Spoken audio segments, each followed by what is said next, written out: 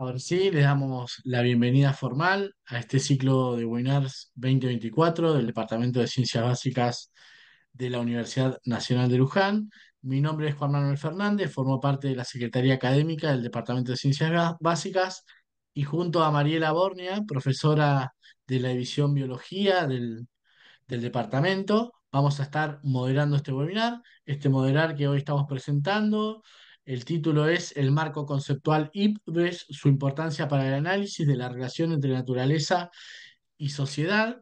Mariela, te doy la bienvenida, te agradezco la participación, así podés presentar a la expositora de hoy.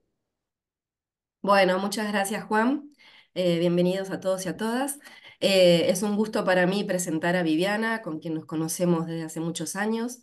Ella es licenciada y doctora en Ciencias Biológicas de la Facultad de Ciencias Exactas y Naturales de la Universidad de Buenos Aires. Es además investigadora superior del CONICET y profesora titular de la UNLU del Departamento de Ciencias Sociales y profesora visitante en la Universidad de Jujuy.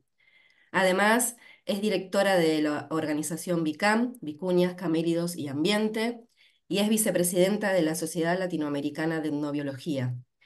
Fue miembro del grupo interdisciplinario de expertos por América Latina de IPBES, la plataforma científico-normativa de biodiversidad y servicios ecosistémicos de Naciones Unidas, y es desde ese marco de trayectoria académica desde la cual hoy nos va a brindar esta charla que, bueno, esperamos que les resulte muy interesante.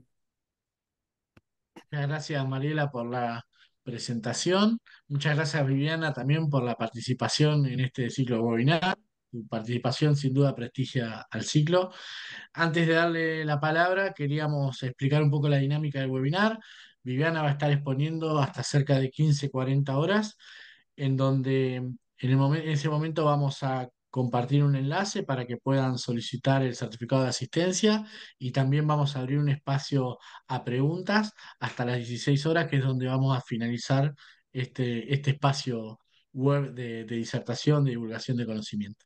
Así que bueno, gracias nuevamente por participar y le damos ahora sí la palabra a Viviana. Adelante, Viviana. Bueno, muchísimas gracias por la presentación, muchas gracias al Departamento de Ciencias Básicas por invitarme. Y bueno, va a ser un gusto compartir estos conceptos y esta cuestión de la plataforma IPBES con todos ustedes y espero que les resulte útil e interesante. Eh, bueno, vamos a comenzar. Espera, que voy a sacar a todos los... Bueno, la plataforma intergubernamental científico-normativa sobre la diversidad biológica y los servicios de los ecosistemas. Ese es el nombre, es una institución, digamos, que se encuentra, que no depende específicamente de ninguno de los instituciones o organismos de las Naciones Unidas específico, sino que está bajo el auspicio de cuatro, que uno es el Programa de las Naciones Unidas para el Desarrollo, el otro es la FAO, el otro es Naciones Unidas Ambientales y UNESCO. Entonces, esos cuatro organizaciones de las Naciones Unidas auspician la existencia de IPBES. Y entonces es una plataforma intergubernamental científico-normativa sobre la diversidad biológica y los servicios de los ecosistemas. Es independiente, está establecido a través de los gobiernos de los países en 2012 y ahora cuenta con más de 100, casi 140 miembros. Y en realidad, IPBES, en respuesta a las demandas de los gobiernos sobre ciertos temas de investigación, genera a los responsables de la formulación de políticas de los gobiernos evaluaciones científicas objetivas sobre el estado del conocimiento con respecto a la biodiversidad del planeta, los ecosistemas y sus aportes a las personas y temas específicos que los países requieren. Y a su vez genera herramientas y métodos para proteger y utilizar en forma sostenida los activos naturales y opciones para los decisores, para los que toman las decisiones políticas basadas en la mejor ciencia posible. Entonces, para eso, IPBES tiene una estructura en particular que es muy interesante, que tiene que ver con que espera, ay. La autoridad máxima de IPBES es la plenaria, es la asamblea y son los países, son los gobiernos de los países, que a su vez esta plenaria y asamblea selecciona a los miembros de la mesa, digamos, directiva de IPBES y al MEP, que es el Multidisciplinary Expert Panel, el panel multidisciplinario de expertos. En la plenaria se decide el programa de trabajo, o sea, cuáles son los temas que IPBES se va a ocupar de trabajar en sus evaluaciones, decide el presupuesto y adopta los resúmenes de los productos que IPBES decidió, y ahí hay negociaciones en los países que ya les voy a ir contando. Queda en Bonn, la secretaría, digamos, queda en Bonn, y la mesa, que es lo que se llama en inglés el buró, toma las decisiones de los periodos entre plenarios y participa en la elaboración de los documentos. Pero lo interesante, que a mí me gusta mucho y es donde yo trabajé, es es el panel multidisciplinario de expertos, que es una junta de asesoramiento científico, pero además es quien establece los grupos de trabajo, o sea, se deciden las personas que van a estar involucradas en las evaluaciones que IPBES hace. Selecciona a los autores y organiza las revisiones. A su vez, tenemos los grupos de trabajo, grupos de expertos para evaluaciones, y cualquier persona puede aportar sus opiniones en los documentos que están en trabajo durante, digamos, los periodos que están abiertos. Entonces, el trabajo de IPBES se puede agrupar en 4 áreas. La primera es claramente por lo que más se lo conoce, que es que hacen evaluaciones hechas por expertos científicos de todo el mundo, de síntesis y evaluación crítica de los conocimientos disponibles. O sea, IPBES no hace investigación, IPBES compila resultados de investigación de la mejor ciencia posible, de lo más variado posible que esté en el mundo, ¿no? Sobre temas específicos. Los temas, como dijimos, lo decide la plenaria, o sea, son los países los que le solicitan a IPBES los temas. El primero, que es polinizadores, polinización y producción de alimentos, por ejemplo, fue el primer informe de IPBES. Y después también no solo puede ser sobre temas específicos, sino sobre cuestiones metodológicas. Por ejemplo, escenarios y modelos, y el último en el cual yo trabajé y que a mí me gusta mucho, que es la valorización múltiple de la naturaleza. Es metodológico. Y después hay evaluaciones de partes del mundo, ¿no? O sea, están las evaluaciones regionales, como la evaluación, por ejemplo, de América, de África, de Oceanía y demás. Entonces, la selección de expertos por expertos, o sea, el MEP selecciona a los expertos que van a formar parte de las contribuciones que se van a escribir los trabajos, que están basados en el currículum de esos expertos y la revisión por pares. La única condición para poder estar en IPBES es poder dialogar en inglés, porque es una plataforma internacional y los documentos se escriben en inglés. Por otro lado, cuando IPBES llega a conclusiones, o más que conclusiones, a recomendaciones para tomadores de decisiones, apoya aquellas políticas que estén, digamos, en camino con digamos, con esas decisiones. Desarrolla capacidad de conocimiento y la comunicación y la difusión. Ustedes pueden ver en redes que IPBES tiene como mucha participación, y lo pueden buscar. Tiene página web, tiene Facebook, tiene Instagram, tiene X, todo. Una de las cuestiones interesantes que tiene IPBES es que reconoce que el valor del conocimiento no solo es valor científico académico, este que estamos acostumbrados a hacer en la universidad y en el CONICET, sino que hay otros saberes que tienen que ver con los pueblos originarios y que tienen que ver con las comunidades locales, que deben ser tomados en cuenta al momento, digamos, de hacer una evaluación, ¿no? Entonces, IPBES concretamente tiene como objetivo un compromiso con aquellas personas que tienen saberes locales y para la co-construcción de algunas de las ideas que van en los documentos. Bueno, se reconoce esta frase de al final, que también es muy buena, que es que a menudo los pueblos indígenas y las comunidades locales están mucho mejor ubicados para proporcionar información detallada sobre la biodiversidad local, de áreas de estudio específico y el cambio ambiental, y son importantes contribuyentes a la gobernanza para lograr la sustentabilidad. Bueno, Como yo les dije, la parte más científica académica de IPBES es el MEP, que tiene 5 miembros, o sea, el mundo en las Naciones Unidas se divide en 5: en África, en Asia y Pacífico, en Europa del Este, en América Latina y el Caribe, y en Europa y otros estados que, digamos, son los países poderosos, ¿no? O sea, es Europa, Estados Unidos, Canadá, Australia. Tienen que ver con indicadores económicos. Entonces, de cada uno de estos pedazos del mundo hay 5 expertos multidisciplinarios.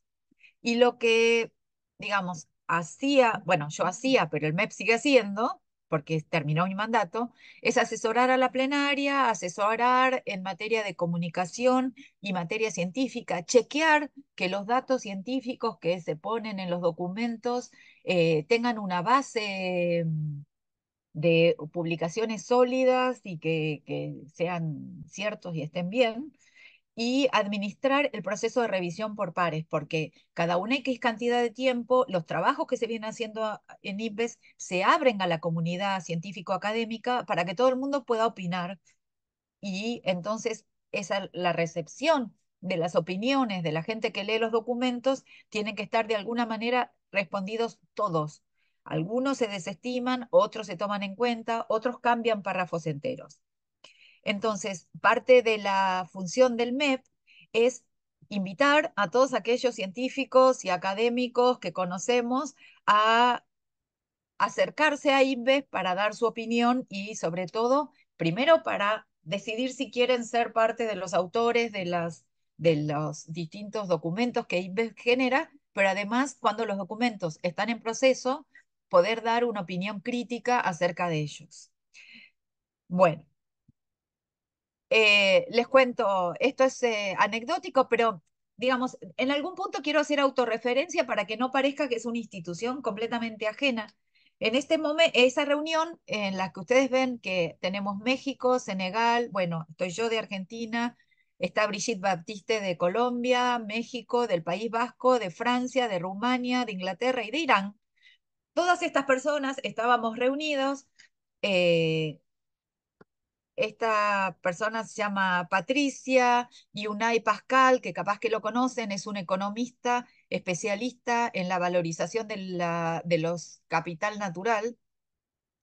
Brigitte Baptiste es una conservacionista muy conocida en la América Latina, es la decana, fue la directora del Instituto Humboldt en Colombia. Bueno, nosotros estábamos reunidos, ellos eran los chairs, ellas eran los que iban a estar a cargo justamente de la evaluación sobre valores de la naturaleza.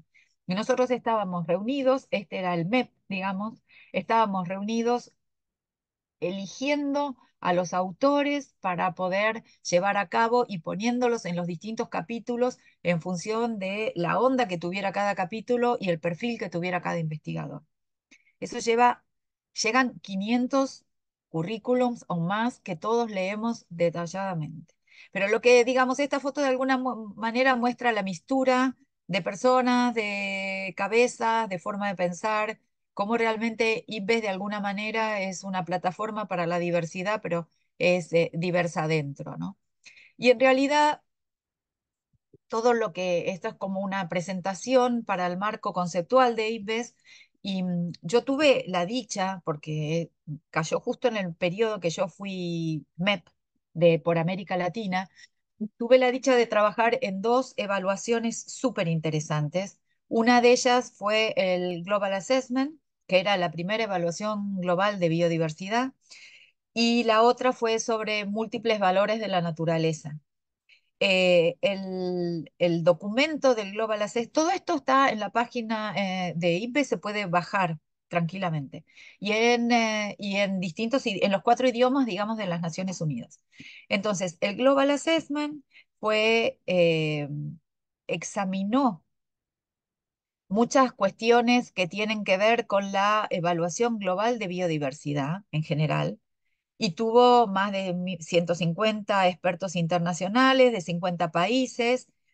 eh, Revisamos 15.000 papers y más o menos 50 años de observación. O sea, Esto todo empieza desde cuando se empiezan a analizar sistemáticamente los datos, que es desde más o menos 1970. Esto fue lanzado en la UNESCO en París en el 2019. Y acá ustedes pueden ver distintos momentos de cuando un documento en plenaria, o sea, lo que se hace es poner el documento en función de los países y que la plenaria apruebe o no el documento de la sumatoria para los tomadores de decisión. Entonces, en esta foto están los autores principales de los capítulos. En esta foto estamos los expertos del MEP que participábamos específicamente en ese capítulo. Esta mujer era de Portugal, Japón y Suiza, y acá la secretaría. Y las conclusiones y las cosas que se llegaron en esa evaluación, que yo les recomiendo que todos lean, a ver si la tengo, no, no la tengo acá justo a mano, es los riesgos de extinción actuales de las diferentes especies, de grupos de especies, ¿no? Y una de las cuestiones que asustan bastante es acá, miren, bueno, las cícadas la están pasando horrible. Y los anfibios de los vertebrados, los anfibios son los que la están pasando peor, pero luego de ellos vienen las rayas y recién después los mamíferos, como uno en general tiende a pensar. Los que son más resilientes y se la bancan más las situaciones actuales y se adaptan bastante son los peces óseos. Acá se puede ver la cantidad de extinciones después del 1500 y como ven los anfibios, digamos, son los que marcan claramente el tema de la extinción, pero lo que está pasando más complicado seriamente también tiene que ver con los corales. Entonces, justamente lo que tienen las evaluaciones globales es una visión integral y con un desarrollo territorial planetario, digamos, de alguna manera, que nos permite ver estas tendencias. Ahora, cuando analizamos, porque la IPBES tiene que ver con la sociedad y la naturaleza, no exclusivamente en la naturaleza, no estamos haciendo una evaluación de la biodiversidad exclusivamente, y entonces lo que vemos es que cuando analizamos los países, y acá vamos a ver así, los voy a explicar este gráfico porque a mí me parece muy importante explicarlo y que se entienda. Los países más pobres son los rojos, ¿sí? En la línea roja son los países más pobres. Los países intermedios o en desarrollo somos nosotros, que seríamos ese naranjita. Y los países del primer mundo, esos países que están reunidos en IPBES, en lo que se llama WIO, que es Europa, Estados Unidos, Canadá, Australia, serían los violeta. Entonces lo que se ve es que el Producto Bruto Interno del mundo, ya, y la línea punteada es a veces la suma y a veces la media, ¿no? Dependiendo qué estamos analizando.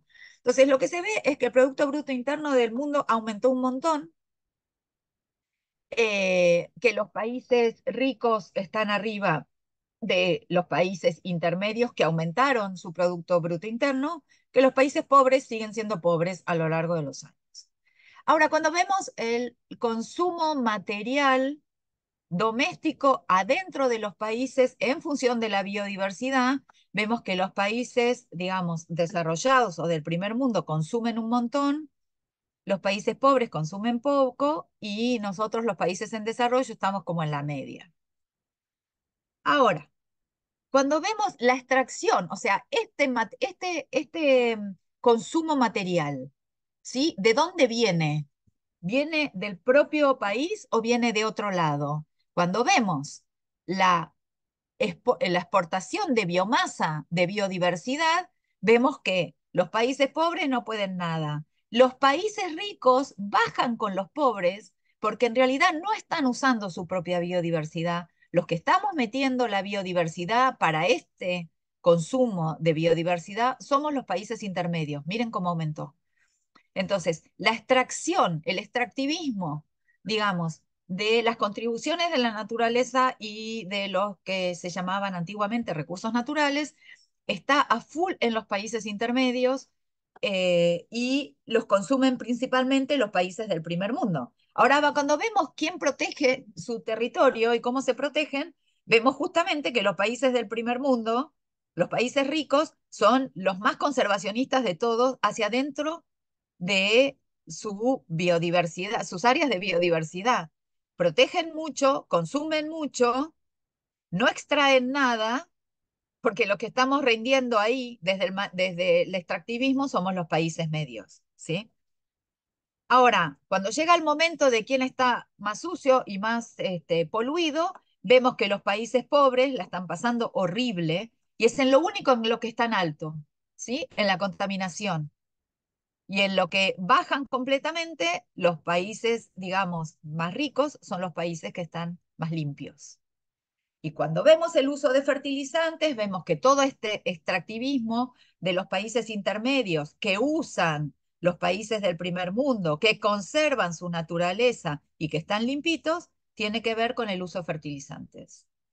Entonces, justamente las evaluaciones globales permiten ver patrones globales y permiten tomar decisiones políticas o ver por qué pasan las cosas que pasan. Hay muchas cosas que se entienden muy bien si uno tiene interiorizado este gráfico. Y este gráfico está publicado, y cuando está publicado con una evaluación de IPBES aceptada, significa que todos los países están de acuerdo con que esto pasa, ¿sí?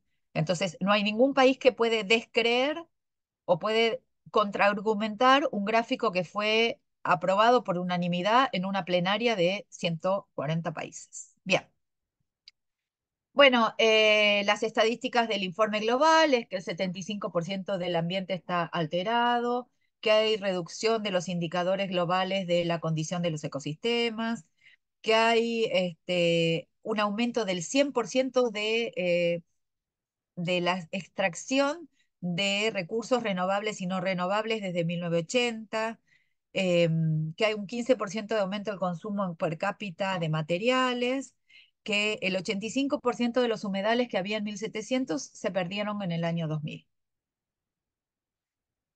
que 8 millones es el número total de especies en la Tierra, más o menos, incluyendo 5 millones de insectos, que la tasa actual de extinción aumenta en comparación con el promedio de los últimos 10 millones de años y se acelera, que hasta 1 millón de especies están en peligro de extinción, que los anfibios, los sapitos la están pasando horrible, que los corales, los arrecifes, los tiburones, como yo ya les conté, están en peligro de extinción y que falta mucho investigación. O sea, a pesar de que compilamos 15.000 papers o 50.000 papers o los que fueran, todavía se ven un montón de baches de información. Uy, no pasa más, ¿no? Y entonces lo que se hace en IPBES es que además se identifican impulsores. Y ahora eso lo vamos a ver bien cuando veamos en detalle el marco conceptual, pero lo que vemos, ¿sí?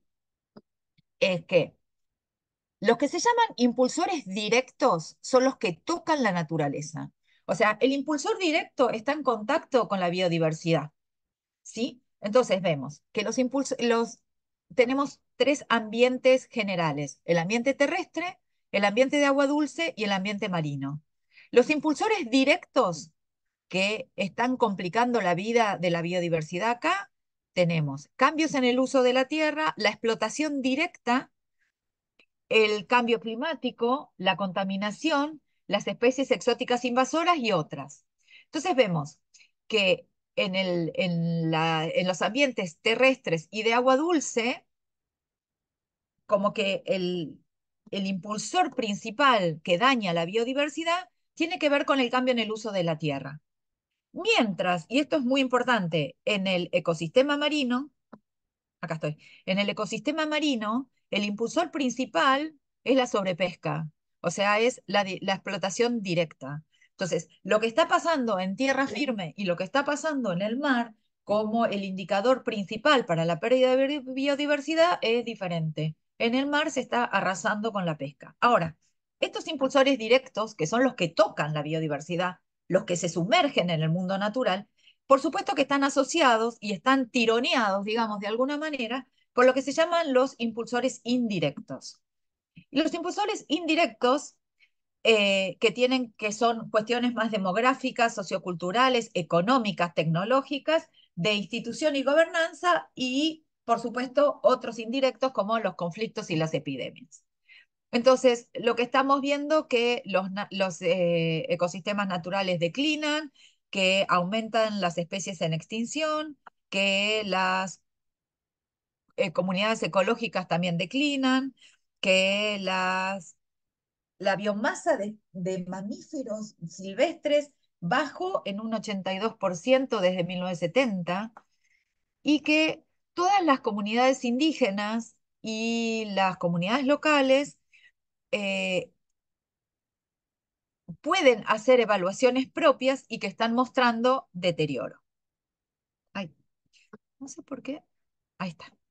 Y para analizar, digamos, esto y cualquier relación entre la sociedad y la naturaleza, Ives, en sus inicios, digamos, generó lo que se llama el marco conceptual y ciertas definiciones. Y en este marco conceptual y ciertas definiciones, lo que vamos a ver es muy simple, es este que está aquí. Acá está la madre de la criatura, que es nuestra investigadora top en Argentina, que se llama Sandra Díaz, porque ella en su momento era MEP, y ahí desde el MEP generaron el marco conceptual. El marco conceptual está publicado en un paper en Science que es sumamente recomendable, que es este, que es Assessing Nature's Contribution to People. Y ahora vamos a empezar a analizarlo un poquito en detalle. La primera cuestión es que, como ven, en los cuadraditos, los dos de abajo, el de abajo, el de costado y el de arriba, está escrito como en tres colores, ¿no? Entonces, eh, el color verde es como nosotros los académicos y científicos solemos llamar a las cosas. Entonces tenemos la naturaleza, en científico sería la diversidad biológica de los ecosistemas, pero en otros sistemas de conocimiento, como indígenas y demás, es lo que se puede llamar la Pachamama, sistema de vida, ¿sí?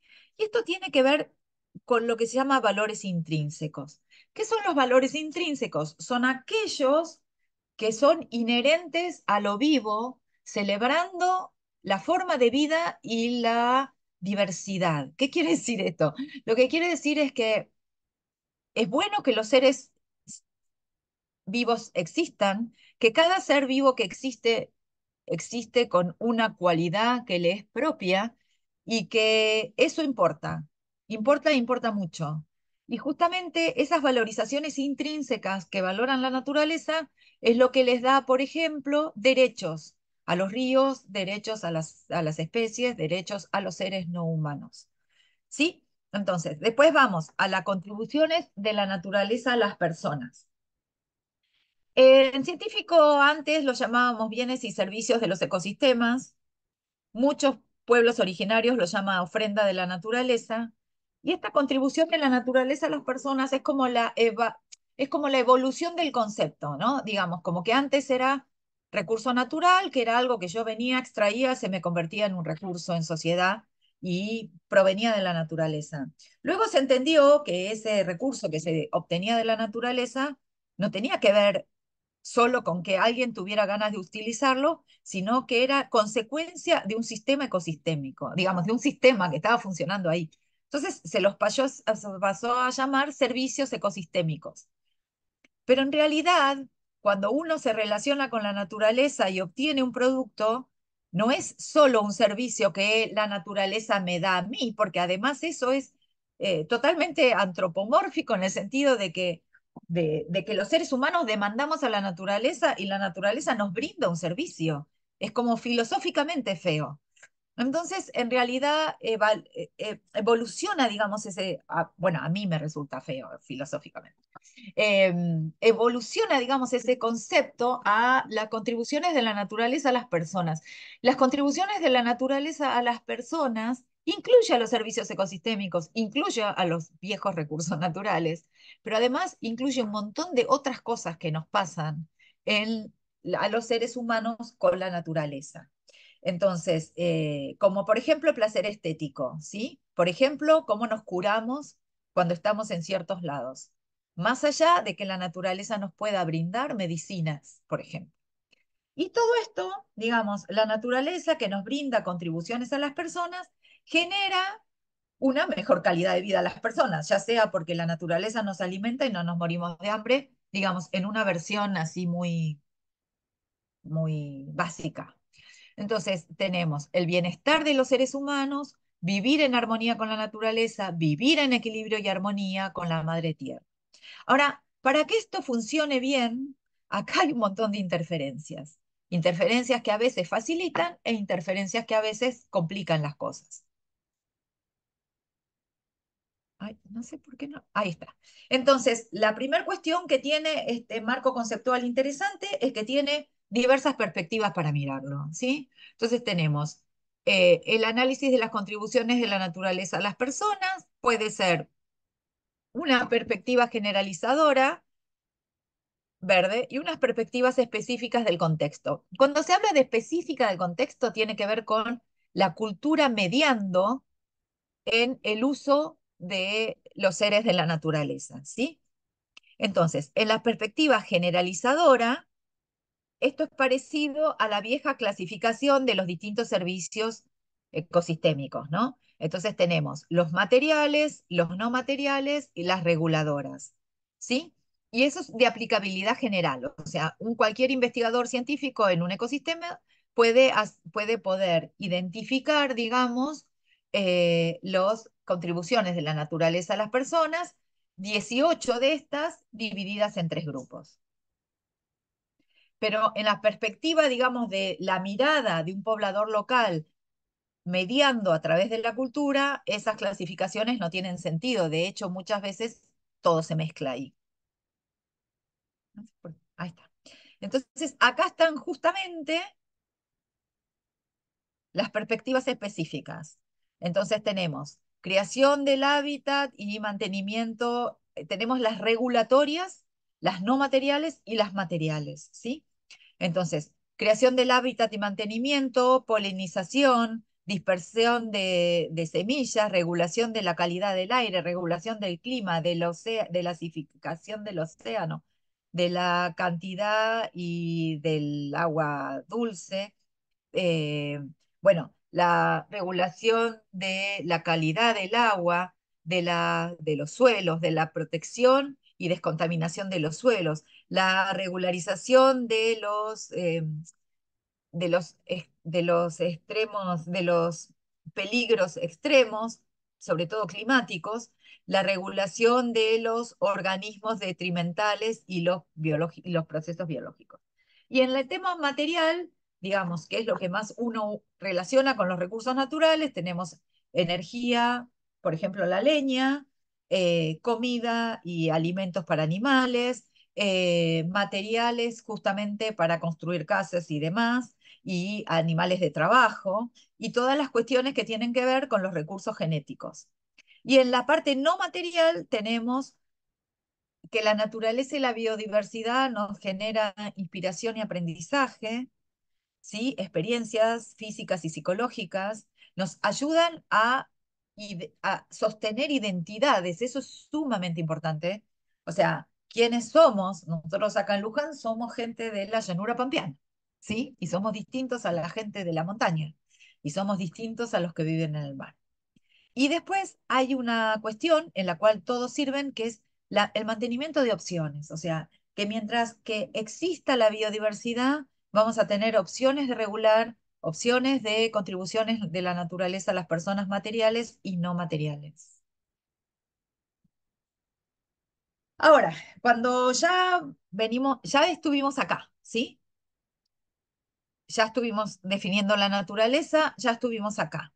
Ahora, cuando vemos las cuestiones digamos, institucionales y de procesos que median, digamos, para que esto sea un círculo, sea un flujo virtuoso, digamos, de alguna manera, tenemos lo que se llaman activos antropógenos e instituciones, gobernanzas y otros impulsores. Entonces, los activos antropógenos es todo lo que hacemos nosotros desde el punto de vista humano, digamos, para generar una buena calidad de vida en función de la contribución de la naturaleza a las personas. Entonces tenemos, por un lado, toda la cuestión de infraestructura construida, espacios físicos construidos, pero por otro lado, toda la cabeza que usamos para hacer eso, ¿no? Los conocimientos científicos, técnicos, y también se incorporan los conocimientos indígenas y locales. Las cuestiones de la educación formal y no formal, las tecnologías, ya sea los objetos físicos o los modos de hacer las cosas, y por supuesto los activos financieros, que es con lo que se mueve toda esta cuestión. Eh, en realidad, los activos antropógenos destacan de alguna manera o a su vez pueden mostrar que no estaría funcionando, que la buena vida se logra por medio de los beneficios producidos conjuntamente por la naturaleza y la sociedad. Entonces, activo antropógeno es todo lo que ponemos nosotros, los seres humanos, para que esto ocurra. Pero por otro lado, por más que tengamos ganas de hacer cosas, muchas veces los límites tienen que ver con lo institucional. ¿Sí? Por ejemplo, yo trabajo con vicuñas y para capturar vicuñas, no cualquiera puede ir y capturar una vicuña, sino que hay que estar en el territorio, pero además hacer un plan de manejo, presentarlo a las autoridades, digamos, de la provincia, eso es evaluado, a su vez es aprobado, a su vez se manda un inspector. Digamos, de alguna manera, cualquier manejo que nosotros tengamos con la biodiversidad tiene mucho que ver con lo normativo y con lo institucional. Sí, de hecho, nuestros sueldos son del CONICET o de la universidad, por ejemplo. Entonces, estos son los que se llaman impulsores indirectos, porque en realidad son todo lo que tiene que pasar para poder acceder a las contribuciones de la naturaleza, a las personas o a la biodiversidad desde el punto de vista de la sociedad. Entonces, lo institucional abarcan todas las interacciones formales e informales entre los interesados y las estructuras sociales que determinan cómo se adoptan y se aplican las decisiones, cómo se ejerce el poder y cómo se distribuyen las responsabilidades. Nada más y nada menos. Y después tenemos los impulsores naturales, y esos sí son los que tocan a la naturaleza o a la biodiversidad. Sí, son directos, ¿no? Los impulsores directos naturales afectan directamente a la naturaleza, ¿sí? Entonces tenemos también de dos características, o los naturales o los antropógenos. En los naturales son aquellos que están fuera del control de los seres humanos, qué sé yo, todos los, no sé, que explote un volcán, que haya una tremenda inundación, las interacciones con otras especies silvestres, fenómenos meteorológicos. Esos son los impulsores directos que pueden afectar a una especie o a una población. Y los antropógenos son en realidad resultado de lo que viene acá, ¿no? Porque si, por ejemplo, se pone súper de moda comer un animal en un activo antropógeno que no es positivo, pero entonces esto va a generar un impulsor directo antropógeno para que se vaya a cazar ese animal. ¿Sí? Entonces son resultado de las decisiones humanas, especialmente de instituciones y sistemas. Incluyen la conversión del hábitat, la degradación de la tierra, los hábitats acuáticos, la deforestación, ¿sí? La explotación de las poblaciones. O sea, todo es eso que toca, digamos, la naturaleza y la puede modificar para bien o para mal, casi siempre para mal. Eso es lo que sería un impulsor antropógeno directo, pero es directo porque está succionado, digamos, de cuestiones en sociedad que son los impulsores indirectos. ¿Vamos bien? ¿Sí? Excelente, Viviana, sí, sí. Ah, bueno, porque digo, a ver si... sí, Hay bueno, me gente del alegro. otro lado, quédate tranquila, estamos súper interesados en lo que estás comentando. No, no, no, está bien, está bien, está bien. No, no, porque ahora vamos a pasar, digamos, a cómo todo este cúmulo teórico, cómo toda esta cuestión institucional, teórica y social se convierte realmente en una herramienta de análisis para la biodiversidad, con las manos en la masa, digamos, las manos en el pelaje de los animales. Entonces, eh, nosotros en nuestro equipo de investigación, ustedes saben que, o no sé si saben, pero les cuento si no saben, que venimos trabajando con vicuñas y con camélidos sudamericanos desde hace muchísimos años. Y, y esto en realidad es una infidencia de alguna manera. Estando yo en el MEP y viendo, conociendo este marco conceptual y entendiéndolo, porque a mí me encanta, porque es muy simple y explica muy bien las cosas, yo venía pensando, bueno, pero con las vicuñas esto iría acá, y con las vicuñas esto iría allá, y con la vicuña esto. Y justo una revista Sustainable Science saca un número especial de la aplicación justamente del marco conceptual de IPBES o de casos de estudio donde se pudiera trabajar eso. Y entonces convoqué a Janina, que es del equipo de investigación, le dije, bueno, esta es nuestra oportunidad, vamos a meter las vicuñas, y eso es lo que les voy a mostrar ahora, en el marco conceptual de IPBES, porque todo lo que venimos haciendo está enmarcado en pensamientos muy parecidos. O sea, nosotros con el equipo de investigación veníamos trabajando como muy parecido y de alguna manera IPBES lo formalizó. Y entonces dijimos, bueno, claro, genial, nuestros datos encajan acá muy bien. Y eso es justamente lo que les voy a contar. Y la realidad también es que cuando un marco teórico es claro y está bien y fluye interesantemente, se puede poner concretamente en la realidad. Siempre un marco teórico es un modelo que simplifica, eso hay que tomarlo en cuenta. Pero a nosotros nos sirvió bastante. Entonces, digamos, el hágalo usted mismo es agarre el marco conceptual de IPBES, identifique los componentes y consiga imágenes para cada uno. Pero la imagen no solo es imagen, la imagen como concepto, porque cuando uno puede encontrar una imagen de algo es porque lo entendió. Entonces, es como que la idea es buscar en tu cabeza imágenes para cada uno de los cuadraditos del marco conceptual.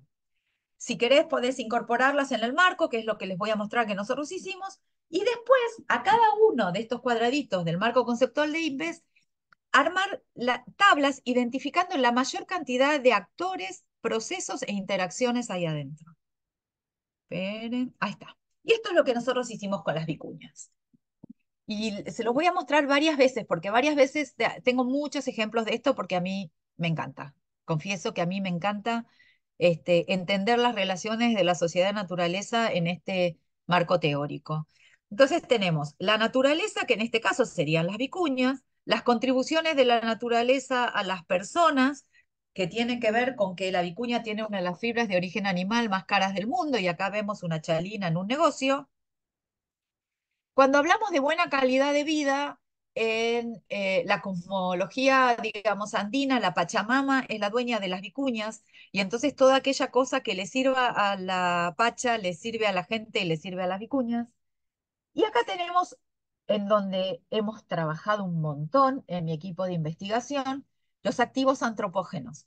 Los activos antropógenos, dijimos, son las técnicas y los saberes y la infraestructura y lo financiero y todo lo que hay que hacer para que de la vicuña una contribución de la naturaleza a las personas nos genere buena calidad de vida. Entonces, acá venimos trabajando desde yo hace como 40 años. En realidad, con toda la investigación científica que se hace, todos los datos que tomamos, cómo construimos un corral, cómo diseñamos técnicas de bienestar animal, pero además cómo conseguimos los fondos, cómo trabajamos con las comunidades, cómo co-construimos conocimientos para tomar decisiones conjuntas entre nosotros que somos los científicos y la gente de la comunidad que conoce el territorio. Pero nada de esto se puede hacer si nosotros no estamos metidos acá adentro, si el CONICET no nos paga el sueldo por lo pronto, si no trabajamos en el convenio de la vicuña, que es un convenio de 4 países que norma, digamos, el tipo de uso de las vicuñas, si respetamos las leyes de CITES, que es el Convenio Internacional del Tráfico de Especies Amenazadas, que determina que la vicuña está en apéndice 2 y entonces que los productos de vicuña se pueden exportar legalmente solamente de animal esquilado en vivo, digamos. Esas son condiciones institucionales para trabajar en justamente que está acá en institución. Si no, construimos juntos con la cooperativa de Santa Catalina, que es el pueblo donde trabajamos, que está acá. Y el gobierno de Jujuy nos da permiso, ¿sí? Y trabajamos con el Ministerio de Ambiente. Y acá podría haber muchos más. Estos son como los más importantes. Entonces, tenemos los impulsores indirectos, que serían estos dos, pero además tenemos los impulsores directos, que son las condiciones, digamos, por ejemplo, climáticas, y en este caso es una fotito a propósito, porque fue una vez que llovió un montón en el verano, y las vicuñitas, que son bichos del desierto, iban, a esta foto yo le llamo las vicuñas acuáticas, eran muy hermosas, iban todas caminando en el agüita, no les pasó nada, por suerte. Pero bueno, tenemos los impulsores naturales y después tenemos los impulsores antropógenos. Y acá en los impulsores antropógenos, nosotros, los conservacionistas de la biodiversidad andina, tenemos un enemigo mortal que es el cazador furtivo, ¿sí? Esta es una foto de una vicuña que sacamos con Janina cuando hacíamos nuestra, digamos, un censo regular, íbamos en la camioneta lo más tranquilas. Cada vez que encontramos una vicuña muerta, paramos y tomamos muestras para ver de qué se murió, ¿no? Y esta en realidad estaba recién matada por un cazador furtivo. Acá, a ver, acá se le ve el tiro, acá la degolló, ¿sí? Para que se muera rápido, y la estaba, como ven, le estaba sacando la piel. O sea que el tipo estaba ahí escondido, que nos vio venir con la camioneta y se escapó. Y yo pensé que capaz que nos moríamos ahí. Bueno, pero esos son los impulsores antropógenos, están directamente en contacto con la especie. Ahora, como yo les dije, les voy a mostrar un montón de formas de utilizar el marco conceptual que ya aprendimos. También lo usé para otro tema que estudio que me encanta, que es que ya no hay más, las caravanas de llamas. Y ahora les voy a contar porque ya no hay más. Las caravanas de llamas que venían a Santa Catalina desde el año 2011 hasta el año, acá tengo el libro, desde el año 2011 hasta el año 2019. En realidad es gente que carga sus llamas con fibra y viaja 6 días hasta una feria en Santa Catalina donde cambia, digamos, la fibra de llama por productos. Bueno, entonces tenemos la naturaleza. Esta naturaleza no es una naturaleza directa, sino que es la naturaleza pasada por el proceso de domesticación, ¿sí? Porque el animal silvestre, que es el que origina las llamas, en realidad es el guanaco norteño. Entonces, de la naturaleza pasamos a las contribuciones de la naturaleza a las personas, que en el caso esta de las llamas son dos contribuciones en la misma efecto, digamos. Por un lado, las llamas vienen cargaditas con fibra de llama para vender, para intercambiar en la feria, pero además las llamas son las que vienen caminando con fibra de llama. Entonces tenemos, digamos, doble contribución de la naturaleza a las personas, una contribución material, digamos, que es la fibra de llama, y una contribución, digamos, de trabajo, que justamente es la llama caminando, cargando fibra de llama. Bueno, y tiene que ver con la buena calidad de vida porque es un producto súper importante para la gente de la Puna. Ahora, en los activos antropógenos, aquí, tenemos varias cuestiones. Y los activos antropógenos principales, digamos, de este análisis, son activos antropógenos que hay que estudiarlos desde la etnobiología. No son científicos en el sentido de que todos los saberes de las caravanas de llama, el 100% de los saberes de las caravanas de llama son saberes indígenas, ¿sí? Eh, o sea, este señor, Natalio, cuando sus llamos son chiquitos y tienen más o menos un año, él los miraba a ver qué llamo seguía a quién le gusta caminar, y entonces él va separando desde el comportamiento de iba separando desde el comportamiento de chiquitos aquellos llamos que eran llamos de caravana versus otros que los usaban para otras cosas. Los llamos de caravana son todos machos castrados. Y además no solo eso, es el Señor, los caravaneros, los que saben el camino, los que saben las jaranas, los lugares donde parar, los que saben cargar las llamas, los que saben descargarlas, y los que hacen esto desde tiempos ancestrales, como desde hace 3.000 años, 2.000 años, ¿sí? Pero ya se terminó. Eh, y entonces, ¿qué pasa? En la cuestión de instituciones, gobernanzas, impulsores indirectos, el impulsor indirecto de este viaje es justamente este intercambio. El intercambio de la fibra de llama, todo esto son paquetes, son cantidades, digamos, montones de fibra de llama que se intercambian por harina. en Bolivia no se fabrica harina y toda la harina de Bolivia es argentina. Entonces, en realidad, esto es una muy importante porque además esta gente vive muy aislada en el campo, lejos, lejos, lejos.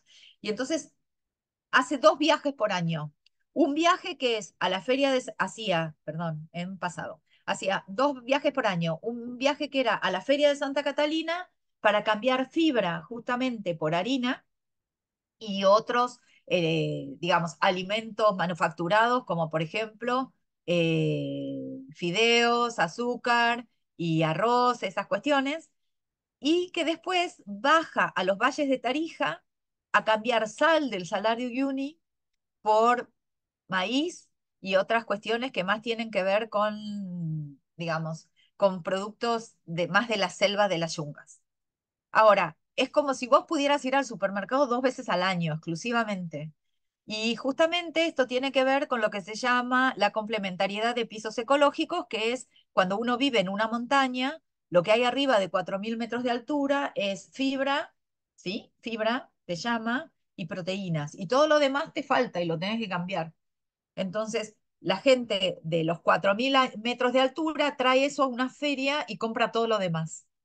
Justamente hay una tesis de licenciada en información ambiental de Belén, que la pueden ver en la biblioteca de acá de la universidad, que se estudia de todos los ecosistemas que están en juego en la Feria de Santa Catalina, que es muy interesante. Bueno, estos son los activos, y entonces dijimos los impulsores indirectos, los activos antropógenos, las instituciones, gobernanza, todo esto tiene que ver, aunque parezca mentira, con el mercado internacional de commodities de fibra.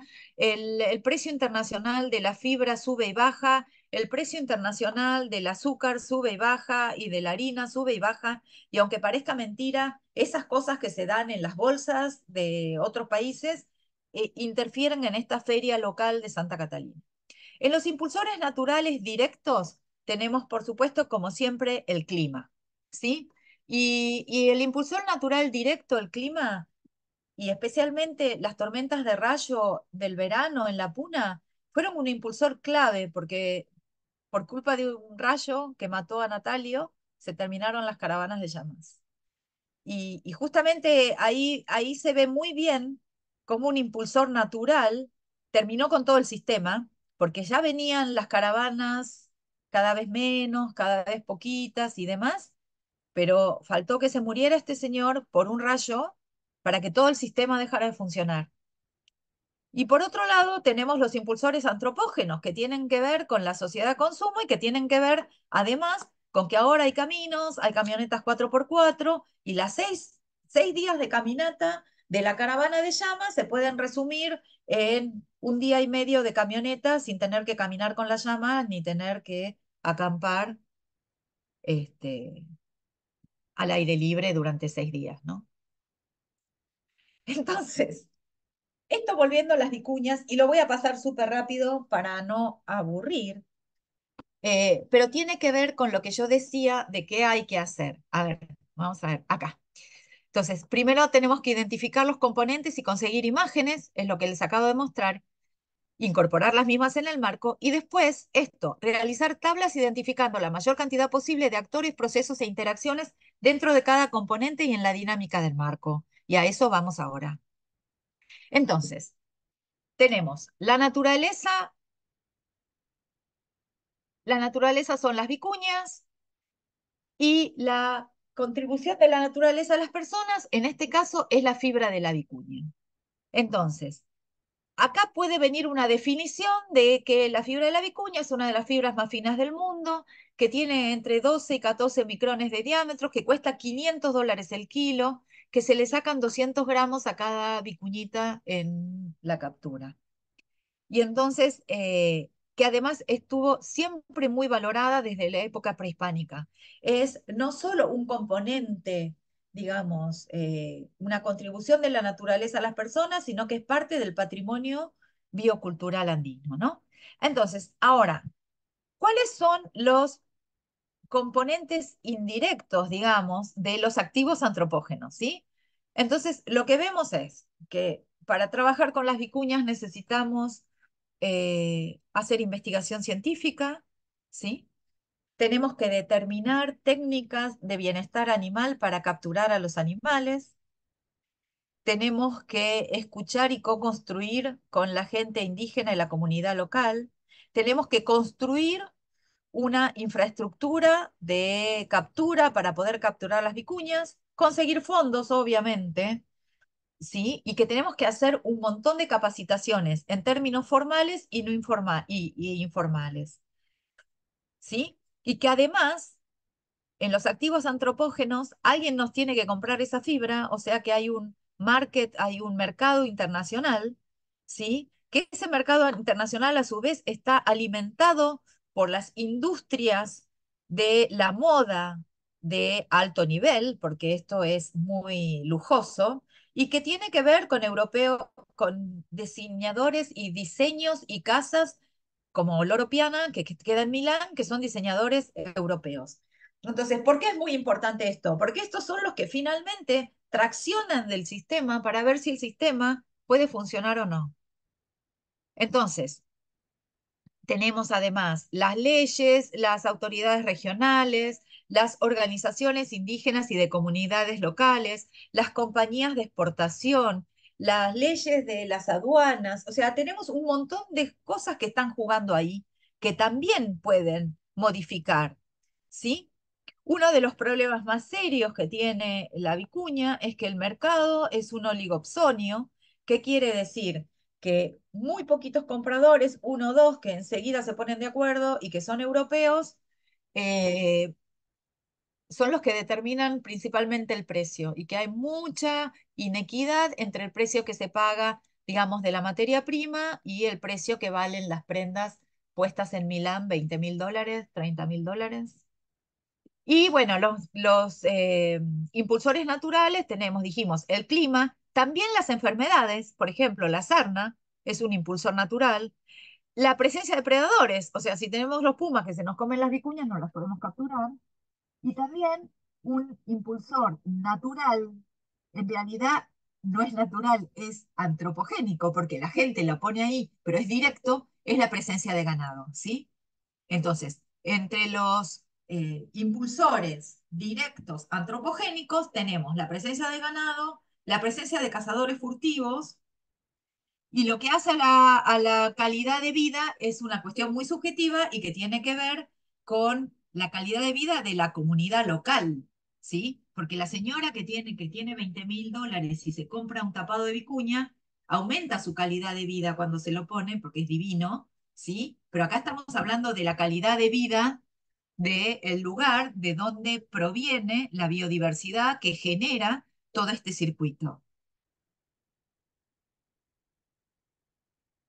Y en la cuestión institucional tenemos, además de los mecanismos locales de gobernanza, un montón de mecanismos internacionales. Por ejemplo, la Convención Internacional de la Vicuña, que justo tuvo reunión hoy a la mañana, y los gobiernos nacionales y regionales, las distintas asociaciones de cooperativas y comunidades, y por supuesto, tenemos todo lo que tiene que ver con el capital financiero para comprar la fibra, ¿sí? Los exportadores, los dueños de los negocios, la gente que trabaja en diseño, porque acuérdense que si bien estamos como uniendo las dos puntas sociales, digamos, del mundo, gente muy pobre que vive en el altiplano, con los hipermillonarios que pueden gastar $20.000 en una prenda, en el medio hay un montón de intermediarios, sí, que tienen que ver con,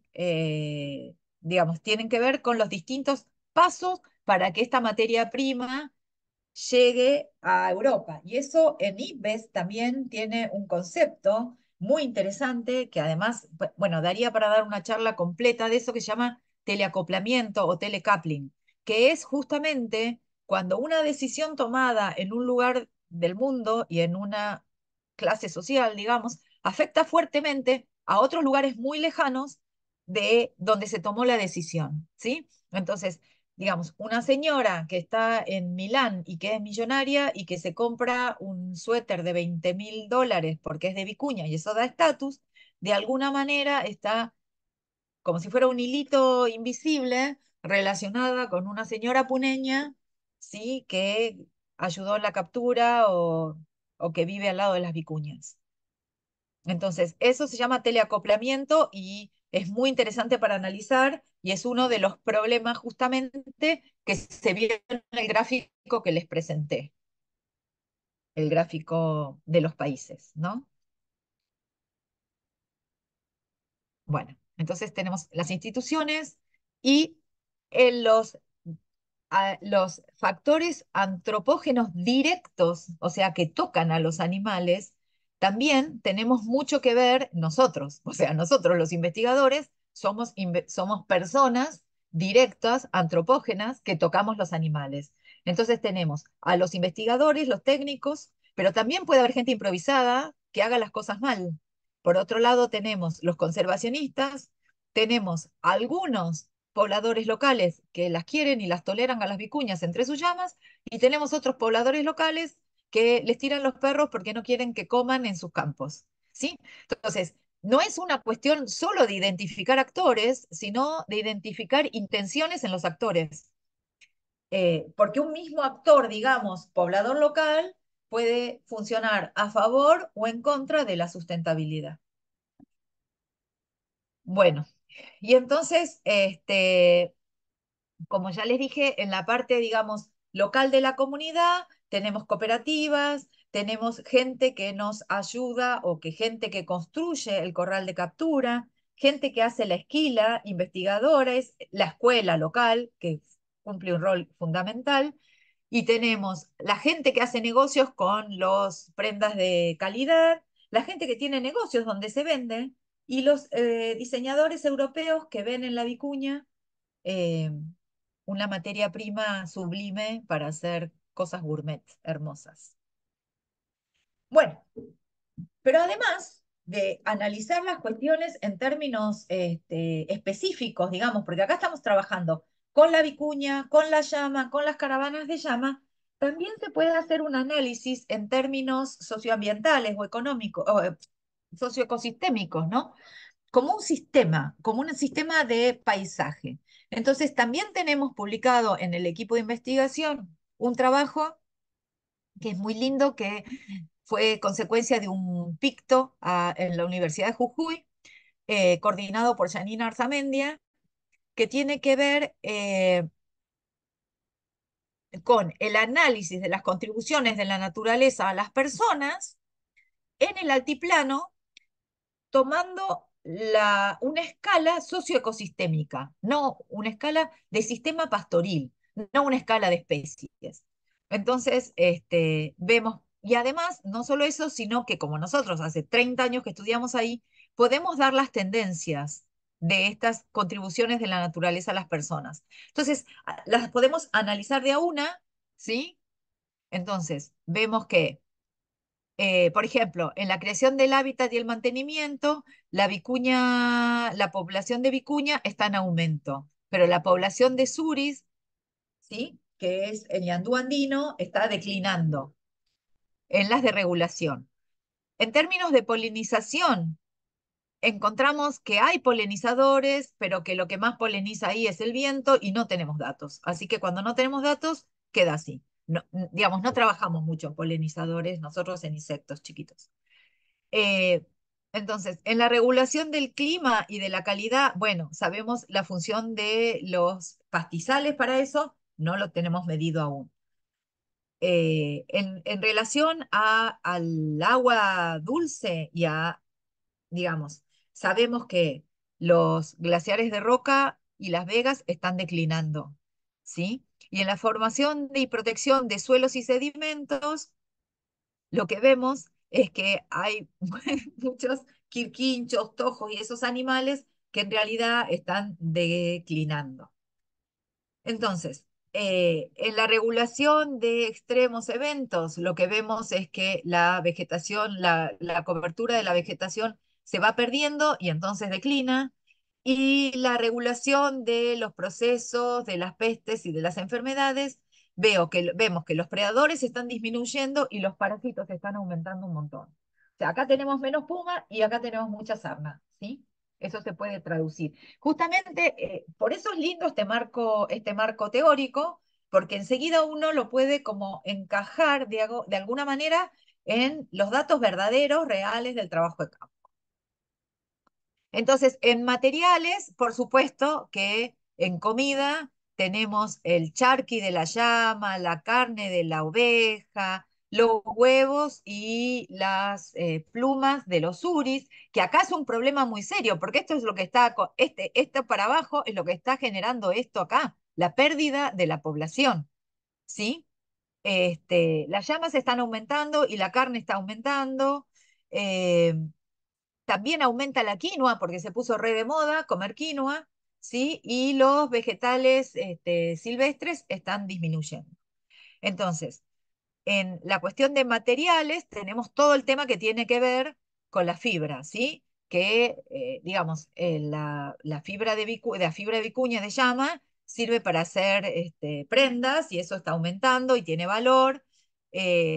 No vemos mucha diferencia en las artesanías y en los útiles domésticos y la materiales se está disminuyendo porque se usan muchos materiales exógenos. Lo mismo con las plantas medicinales, se está perdiendo porque se está perdiendo el conocimiento local. Y con respecto a la energía, cada vez hay menos leña, ¿sí? Y con respecto a los no materiales, justamente los rituales de la cultura andina se mantienen más o menos estables con un ataque muy fuerte de algunas iglesias este, que están operando, digamos, en la zona, y con la emigración de los jóvenes y con los viejitos que se van muriendo con su conocimiento, ¿no? Para soportar identidades, la puna está buena, sobre todo en Santa Catalina, que hay un montón de fiestas propias, tiene su propia cueca para Santa Catalina, pero tiene una fiesta del verano, que es una fiesta que convoca a toda la gente del pueblo que se fue. Y bueno, Learning and Inspiration, ¿qué les puedo decir? Aprendiendo y inspirándonos nosotros ahí un montón. Pero justamente como el marco conceptual sirve un montón, ahora lo que le voy a hacer es una brevísima paseo, ya no por mi trabajo de investigación, sino por otros momentos y situaciones en las cuales usamos el marco conceptual, o por lo menos yo lo usé en particular, para que me ayude a resolver algunas cuestiones, ¿no? Bueno, ¿se acuerdan del proyecto de las megagranjas de cerdos que hubo en la época de la pandemia, más o menos? Bueno, ahí fui convocada justamente a dar una charla sobre los riesgos y las cuestiones que tenía que ver eso. Yo me oponía firmemente a las megagranjas de cerdos. Entonces, como hago cada vez que tengo que encarar sobre todo con cerdos, que no es mi tema, ¿no? Lo primero que hice fue justamente armar el mapa conceptual de IPES y sobre eso empezar a pensar. Entonces tenemos, como siempre, la naturaleza, pero la naturaleza acá es la domesticación del jabalí. Entonces tenemos el jabalí, que es el componente silvestre, que por domesticación terminó siendo un chanchito. La contribución de la naturaleza a las personas, principalmente de los cerdos, es la carne, que genera buena calidad de vida porque genera alimentos y genera buenos momentos, ¿sí? Además del alimento, o sea, el alimento en general, un asado, un salamín, un jamoncito, digamos, de alguna manera está asociado a la buena calidad de vida. Cuando me puse a ver los activos antropógenos, encontré un mundo interesantísimo y justamente lo quise poner acá, a ver si se ve. Porque el uso del cerdo, la matanza del cerdo, ser chacinados, todo eso tiene una historia medieval impresionante, o sea, tiene una historia desde el año 1100, que además hay recetas y pueblos en Europa, sobre todo, que mataban, muy interesante. Pero además, por ejemplo, acá hay cooperativas de mujeres haciendo chacinados, pero después tenemos toda esta horribilidad horrible de las megagranjas, de los cerdos criados uno al ladito del otro, sin espacio, sin espacio, sin poderse mover, que nunca ven el sol, que están llenos de venenos y de cuestiones técnicas que, no sé, los castran a los bebés sin ponerles anestesia, es horrible. Entonces, en los activos antropógenos podemos tener, ¿sí? A un señor que cría su cerdito en el jardín o en un chiquero y después se lo come cuando llega la Navidad, como muchos de mis vecinos de Pueblo Nuevo, o podés tener esto, digamos, una forma industrializada, cruel, de utilizar el cerdo. esto está todo acá. Entonces, justamente, algunas cosas facilitan y otras cosas, o sea, los activos antropógenos intervienen en la buena calidad de vida, ¿sí? Pero si vos, no es lo mismo comerte un cerdo de un chacinado que un cerdo lleno de antibióticos o de las personas, y si vos sos sensible al sufrimiento humano, se te complica. Ay, me dice que la conexión a internet es inestable. Si vos sos sensible al sufrimiento animal, ver los cerdos así te limita tu buena calidad de vida, ¿sí? Entonces, ¿cuáles son las instituciones, gobernanzas, impulsores indirectos? Bueno, de todo. En aquel momento en juego era muy interesante quiénes eran los actores que estaban ahí. Bueno, estaba el SENASA, estaba FARN, estaban, bueno, por supuesto, todas las provincias argentinas y sus departamentos de producción. Ahora, cuando vamos a los directos, decimos, bueno, a ver, pero ¿por qué está pasando esto? Y está pasando esto porque hay una enfermedad que se llama la peste porcina africana, que es una enfermedad de origen natural, ¿sí? Que la tienen los jabalíes y que se contagiaron los cerditos de China con esa enfermedad. O sea, el impulsor natural es una enfermedad que pasa del jabalí al chancho y que genera, ¿te imaginas que en estas condiciones de contagio generan, pero una explosión, digamos, de enfermos, y ahí tuvieron que matar a todos los cerdos en China? Peor aún, no los mataron porque matar cuesta mucho, los tiraron en un pozo. No miren eso en internet, es muy triste. Pero ¿cuál era el impulsor antropógeno? Que Argentina se moría por hacer negocios con China. Entonces, miren qué cosa tan interesante, cómo te ayuda a pensar este marco conceptual, porque te permite poner las cosas en su lugar para ir craneando, digamos, ideas respecto a la problemática de la relación entre naturaleza y sociedad. Bueno, esto es también una tesis sobre el uso del pacú. No, ya les digo que yo lo uso un montón. El uso del pacú, que es este animalito precioso, en plantaciones de arroz. Es una tesis de maestría en la cual yo colaboré. Entonces, el pacú, que es este bichito de acá, nos da contribuciones de la naturaleza a las personas, principalmente se come, buena calidad de vida, porque mucho tiene que ver con la pesca y con, sí, sí, con la pesca recreativa y demás. Ahora, los activos antropógenos de este proyecto tenían que ver con la acuicultura. Entonces, es todos los saberes de la acuicultura, eh, y era justamente un proyecto de acuicultura en relación a, eh, ¿cómo se dice?, a las plantaciones de arroz. Las instituciones que estaban metidas ahí eran estas, pero principalmente estaba metida lo que se llama RIOS, que eran las redes que tenía el CONICET para la resolución de problemas, ¿sí? Y era una resolución de un problema porque había unos señores de unos arrozales que tiraban un veneno terrible para matar un bichito que se comía el arroz. Y entonces, en vez de tirar ese veneno, pusieron pacús que se comían al bichito que comía el arroz. Y justamente era una como solución biotecnológica a una situación del arrozal. Los impulsores naturales, por supuesto, tienen que ver con que el hábitat para el pacú sea el correcto. Los impulsores antropógenos, en este caso, es la contaminación del agua. Ahora vamos a algo que ni siquiera está vivo, que tiene que ver con una contribución de la naturaleza a las personas, que son todas las condiciones para poder navegar. Y en realidad esto yo lo hice para un curso de entrenadores para enseñar a navegar.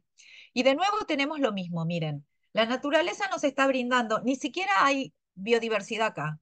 La naturaleza nos es, bueno, hay un montón, pero quiero decir, los contribuciones de la naturaleza a las personas son el agua y el viento, que es por donde va un barco, ¿sí? Entonces tenemos una naturaleza navegable, la contribución es el agua y el viento, y buena calidad de vida, puede ser deportivo, puede ser competitivo, lo que fuera, andar en barquito está bueno, o está bueno recreativamente, o te permite ir de un lugar a otro. Los activos tienen que ver con todos los diseños que, que se necesitan para un barco, los clubes náuticos, y acá están las instituciones, ¿sí? Acá tenemos los distintos clubes náuticos, el ENAR, si el caso que sea, digamos, competitivo. Los impulsores naturales casi siempre es el clima, que te permite o no, a mí no me gustaría estar en el agua en este clima, y los impulsores antropógenos casi siempre tienen que ver con problemas ambientales originados justamente en el ámbito, digamos, social y la contaminación y esas islas horribles de plástico en el mar. Ahora, yo di un curso en Costa Rica, la maestría de conservación de la biodiversidad, y con el grupo éramos un pequeño, nos dividían a las estudiantes y los estudiantes en grupos, y entonces a mí me tocó un grupo y yo lo que les propuse era que hicieran este análisis del marco conceptual de IPBES con algún tema que les inquietara. Y en realidad había una chica chilena muy interesante que estaba muy preocupada por los jabalíes como especie exótica invasora, ¿no? Entonces, nada, jugamos. Este no lo hice yo, lo hicieron ellos, los alumnos. Tenemos al jabalí en la naturaleza, que en general lo que se usa del jabalí es una contribución positiva, digamos, la carne, pero genera contribuciones negativas también. En calidad de vida, a mí no me gustan los cazadores, pero bueno, para mucha gente todo lo que tiene que ver con lo cinegético es importante. Los activos antropógenos tienen que ver con, por ejemplo, la crianza de perros para la caza, ¿sí? Y con todas las infraestructuras y que todos los campos y las situaciones en las cuales se trata de manejar a la especie jabalí.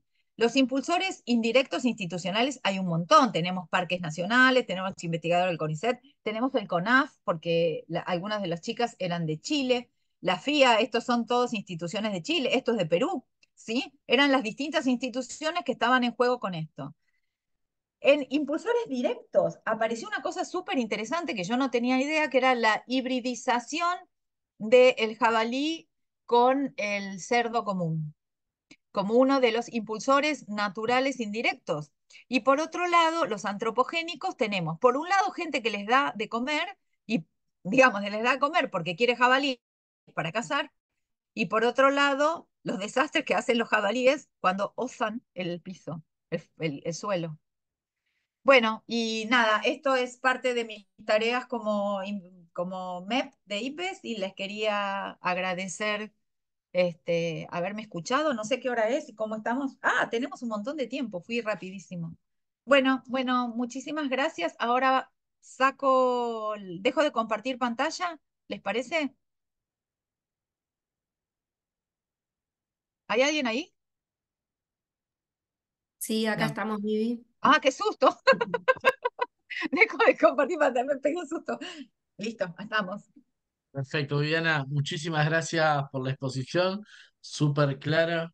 ¿Tenemos ya algún comentario en el chat? ¿Alguna pregunta que Mariela fue avanzando y anticipando alguna respuesta y algún comentario más que ahora te vamos a leer? Pero bueno, Mariela, no sé si querías comentar algo antes de que de lectura a las preguntas del chat. No, agradecerte, Viviana, siempre muy clara, muy lindo. A mí me encanta este tema también. Así que, bueno, avanzamos a ver si hay preguntas. Bien, Verónica consultaba en el chat cuántos kilos de lana se le puede sacar a una cada vicuña, si es que se puede volver a repetir. Muchas gracias. Se pueden sacar solo 200 gramos por animal. O sea, necesitas Excelente. alquilar 5 vicuñas para conseguir 1 kilo de fibra y además la única manera de poderlo volver a alquilar es que le haya crecido al menos más de 3 centímetros, o sea, 2 años, entre 2 y 3 años para la siguiente esquila. Y solo 200 gramos por animal.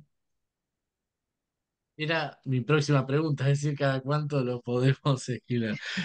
Ahí va otro comentario que Bueno, deja si quieren Lucas en el podemos chat. pasar un video de, podemos pasar un video de la captura que tengo acá en la compu si quieren, si ese es el interés. Bueno, otro comentario de Lucas que dice agradezco mucho la exposición de Viviana y el compartir de estos saberes, muy interesante el marco conceptual de IPBES y también cómo la relación de comunidad-naturaleza puede tomarse de diferentes dimensiones y la importancia de valores distintas a la hegemónica. No sé, muy interesante el comentario, no sé, Viviana, si querías complementar.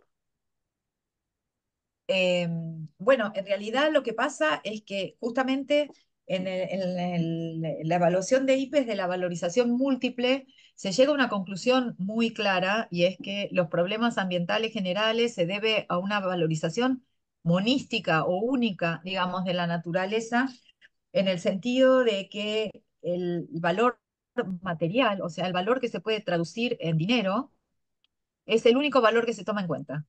Y entonces faltan los otros dos valores, que es el valor intrínseco, el que yo expliqué bien, digamos, que es el valor de existencia como valor, y por otro lado está lo que se llama el valor relacional. Esto que te digo, que a mí no me da igual si yo me como un salamín de un chanchito criado en esas condiciones horribles, que el de un señor que lo cría en Carlos Ken, digamos, con su chiquero, y sí.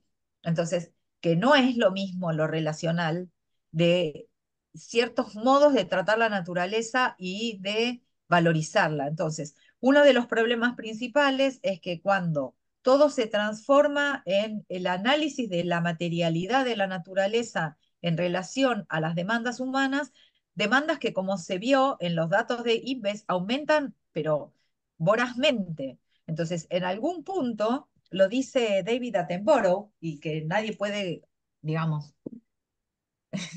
acusar a David Attenborough de ser, no sé, un tipo izquierdista, qué sé yo. David Attenborough dice, es, eh, es un tipo valorizado en el reino, en Estados Unidos, en Inglaterra, la reina lo quería, lo tenía de asesor. David Attenborough dice lo siguiente, que las únicas personas que pueden creer que en un mundo finito el crecimiento puede ser infinito o están locos o son economistas.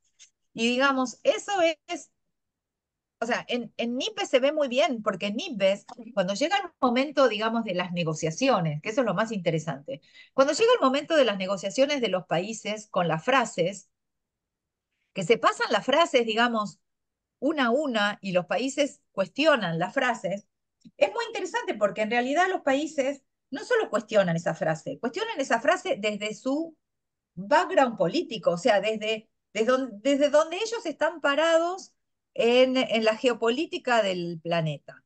Por ejemplo, yo tengo un ejemplo que a mí me resulta muy interesante porque justamente me acerqué al... Cuando uno trabaja en IPES de MEP, no representa al país. O sea, había una representación de Argentina, pero yo no estaba, ni, es más, te recomiendan que ni siquiera hables con tu propio país, para que vos no estés, digamos, defendiendo intereses del país, cuando vos lo único que tenés que estar es chequeando la calidad científica, digamos, y algo así como, digamos, la pureza de los datos que se toman en cuenta en el, en los informes, aún cuando sean datos, digamos, indígenas, no es la revista con qué Q o qué índice de impacto, sino que el dato sea cierto, ¿no? O sea, eso es como lo de IPBES y que nos desvelaba. O sea, a nosotros nos desvelaban cosas. A mí me desvelaba demostrar la relación entre el glifosato y el cáncer, por ejemplo. Eso te desvela. O sea, hasta que no tenés como el dato cierto, no lo puedes afirmar en algún lugar. Entonces, bueno, cuando estábamos ahí, por ejemplo, en un momento, digamos, algunos países que son más indígenas, como por ejemplo Bolivia, sostiene en un momento de la discusión que en realidad uno de los problemas, una de las cosas que teníamos que resolver es que como los hotspots de biodiversidad están casi siempre asociados a poblaciones indígenas y a zonas, digamos, donde hay pueblos originarios, que lo importante era la autonomía de los pueblos, ¿sí? A todo esto, inmediatamente, pero así automáticamente, sale Francia e Inglaterra a apoyar a Bolivia, pero así, a muerte. Qué raro, ¿no? En general, Francia, Inglaterra y Bolivia no tienen muchas cosas en común. Y salta Argentina a decir que la autopercepción no, es la autodeterminación de los pueblos, es un tema que no hay que tratarlo en IPBES y que si ese tema se trata en IPBES, Argentina se retira y si se te retira un país, no se aprueba por unanimidad y si no se aprueba por unanimidad, no se aprueba. O sea, hay un montón de tensiones, digamos. Entonces, nada, a mí me cae simpática la autodeterminación de los pueblos. Entonces le pregunto a la gente de la delegación de Argentina a qué se debía. Y me dice, ¿no viste cómo saltó Inglaterra y Francia a apoyar a Bolivia? Le digo, sí, claro, me resultó notorio que saltaran Inglaterra y Francia a apoyar a Bolivia así, de golpe. Me dice, claro, porque lo que quiere Inglaterra es la autodeterminación de los pueblos de la gente de las Malvinas, porque la gente de las Malvinas, con la autodeterminación autodeterminación del pueblo, dicen queremos ser ingleses. Entonces claro, nosotros no podemos aceptar ese concepto aprobado en ninguna de estas organizaciones, por más que Bolivia lo está diciendo con un ejemplo regional en el cual tiene razón, pero es lo conceptual que subyace. Entonces vos te das cuenta claro, que en realidad estamos hablando de biodiversidad, pero los intereses de los países están puestos en la mesa, como en todos los organismos de las Naciones Unidas. Pero a mí me resultó muy interesante porque yo hubiera dicho, ay, la autodeterminación de los pueblos, claro, sí. Entonces los pueblos indígenas tienen su territorio y mantienen su biodiversidad y me parecía muy bien. ¿Entendés? Pero decís, ojo, porque aceptar eso como condición te pone en riesgo las Malvinas. Porque decían, ah, bueno, Argentina está a favor de la autodeterminación de los pueblos, preguntémosle a los kelpers que quieren ser, si claro. argentinos o ingleses. Y listo, ¿entendés? Entonces, eso es súper interesante en algunas cuestiones y en otras cuestiones vos te das cuenta que ese estándar de vida, o sea, el gráfico que yo pasé, ese que son los tres países, los países en desarrollo, ese estándar de vida, sin sacar biomasa propia, protegiendo lo más posible dentro de tu territorio y extrayendo a lo loco, no es algo tan fácil de dejar atrás. ¿Sí? Hay como un montón de teorías económicas. En Values, cuando estábamos estudiando, cuando estábamos trabajando en la evaluación de valores, o sea, hay un montón de teorías económicas y una de ellas se llama de growth, que es de crecimiento. ¿Sí? De crecimiento no quiere decir que todos tengamos que decrecer. Algunos tienen que decrecer y otros tienen que dejar un poco de margen para crecimiento. Lo que no se puede es crecer todos. Eso es una utopía. O sea, vos ya tenés países que tienen huellas ecológicas que superan ampliamente digamos, el área de su propio país. O sea, Japón no podría ser Japón si no ocupa la mitad del mar. La huella ecológica de Japón no tiene el territorio de Japón, es mucho más grande. Entonces, si vos tenés países que tienen huellas ecológicas muy grandes y las huellas ecológicas se miden en área, vos tenés que tener obligatoriamente países que tengan huellas ecológicas más chiquitas que su territorio. O sea, que sean muy pobres.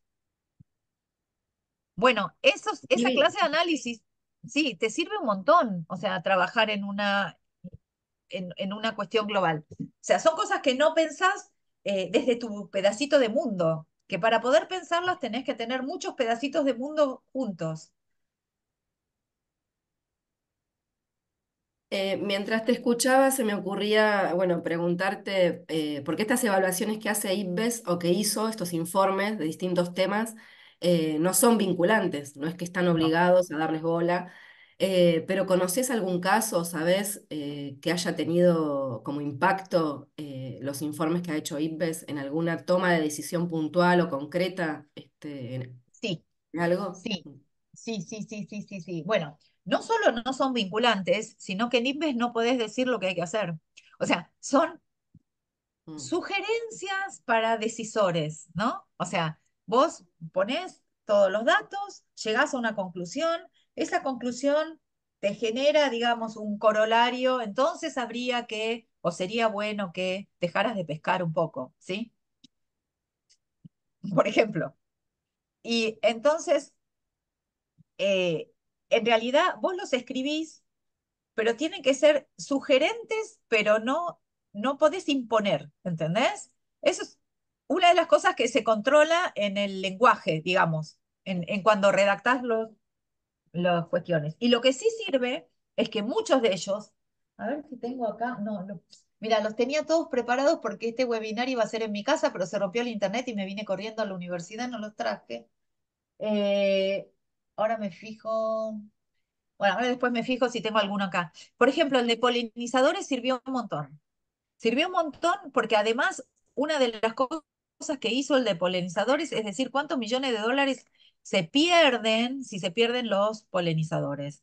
Y entonces generó, sí, leyes, por ejemplo, de protección. Bueno, en el primer mundo les dieron mucha más bolilla, les dan mucha más bolilla a los informes IPES que en el tercer mundo, que en el sur, pero sí, sí sirven de base para generar, digamos, legislación local y además muchas personas o muchos organismos toman de IPES directamente. Yo, el plan de polinizadores de algunos países está sacado de ahí.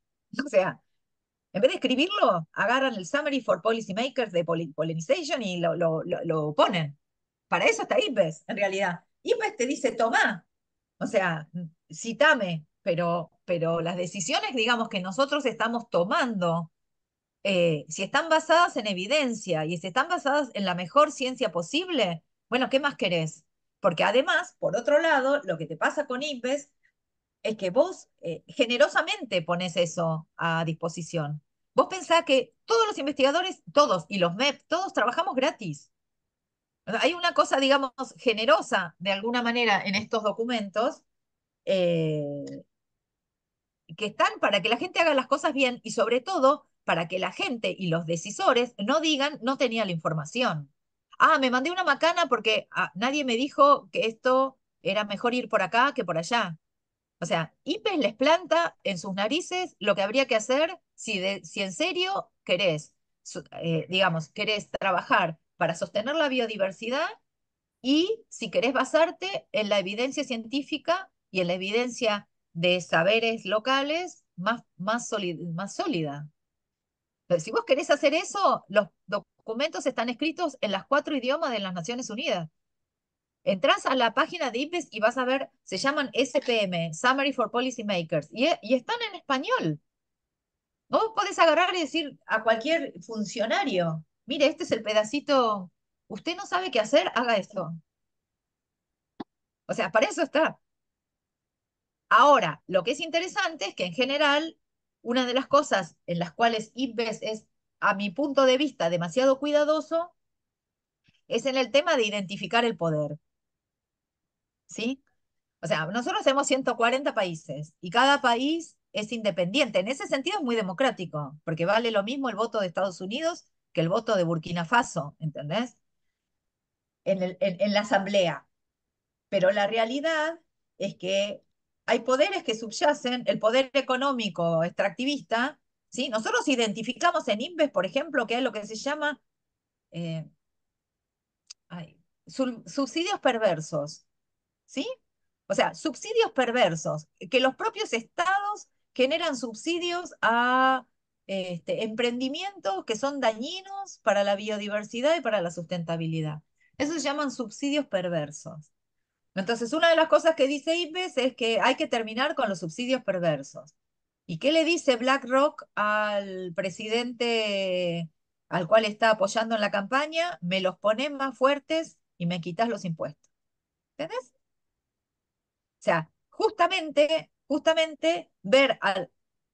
finalmente las guerras y todo es por la biodiversidad. O sea, nosotros tenemos un cordón umbilical a la Tierra que tiene que ver con la incapacidad de que tecnológicamente nunca se haya inventado la máquina fotosintética, capaz de agarrar tres cosas que no son comida, el agua, el aire y el sol, y convertirlo en comida. Eso solo lo hacen las plantas.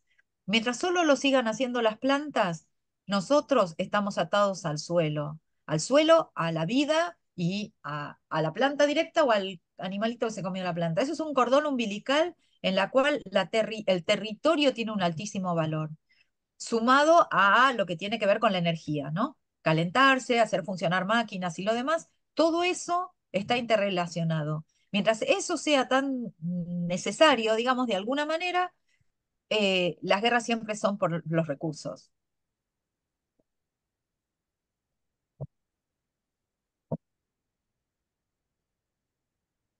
Impecable, Viviana. Muy, muy interesante, súper profunda la respuesta y sigue abriendo puertas y cuestiones que que vamos aprendiendo e incorporando. Muchísimas gracias por esa respuesta, la verdad es súper interesante.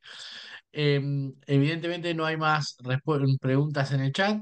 eh, con lo cual entendemos que vamos cerrando esta actividad. Mariela, te doy la palabra por última vez. Obviamente agradecerte, Viviana, esta exposición en nombre del Departamento de Ciencias Básicas. Cuando digo el departamento, Gracias. estoy hablando de la comunidad, de todo el departamento. Eh, Súper interesante, nos gratifica mucho este ciclo webinar, lo hablábamos antes de la exposición y que también se puedan sumar especialistas con una mirada también interesante, profunda, nueva, novedosa desde nuestra disciplina es súper valioso. Siguen llegando los agradecimientos en el chat y coincido con lo que plantea Noelia, siempre nos dejas reflexionando, dice, en ese, Qué lindo. en ese estado me siento yo también. Así que muchísimas gracias. Muchas gracias, Mariela, por viabilizar esta propuesta y este webinar y también por la moderación, siempre comprometida con las actividades del departamento. Mariela, te doy la palabra y ya después, si te parece, cerramos. No, para terminar, agradecerle a Viviana que haya aceptado esta idea loca cuando se lo propuse, porque me parecía que era una buena manera también de interactuar entre los distintos departamentos de nuestra universidad. Así que, bueno, me parece que es muy enriquecedor para toda la comunidad. Así que les agradecemos a todos y a todas por estar y, bueno, nos vemos en algún próximo webinar. Bueno, muchísimas gracias por esta oportunidad y bueno, muchísimas gracias. Fui tan rápido al final que terminamos antes. Así que bueno, muchísimas gracias, ¿eh? Bueno, gracias Viviana, gracias a cada uno de los participantes. Hasta luego, hasta el próximo webinar, como dijo Mariela. Chao, chao. Hasta luego. Chao, chao, que estén bien.